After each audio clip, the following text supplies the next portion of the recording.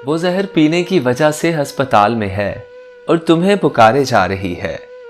ये खबर सुनते ही मेरी तो दुनिया बदल गई।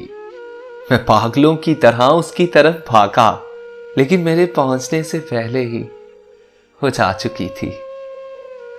मैंने उसे बहुत आवाजें दी, देखो मैं आ गया हूं, चलो उठो, हम शादी करते हैं। पर वो ना तो मेरी कोई बात सुन रही थी और ना ही उठ रही थी। मेरे लिए कयामत से पहले कयामत का मंजर था, जब मैं अपनी मोहब्बत का जनाजा अपने ही कंधे पर उठाकर लेकर जा रहा था। हर अजियत से बड़ी अजियत मुझ पे तब गुजरी जब मैं अपनी मोहब्बत को अपने हाथों से कब्र में दफन कर रहा था। अब मेरी हालत पर मेरे अपने भी रो देते हैं।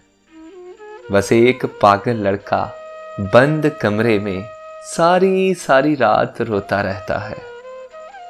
कई कई रोज खाना हलक से नीचे नहीं उतरता, बीमार हो जाता हूं जैसे। यूं लगता है अगले ही लम्हे जैसे जान निकल जाएगी। वो मुझे कहती थी, तुम मुझे रोज रुलाते हो ना, देखना एक दिन मैं तुम्हें छोड़कर चली जाऊंगी और कभी वापस नहीं आऊंगी। उसकी हर एक बात मुझे बहुत याद आती है। अब तो किसी परछाई से भी डर लगता है।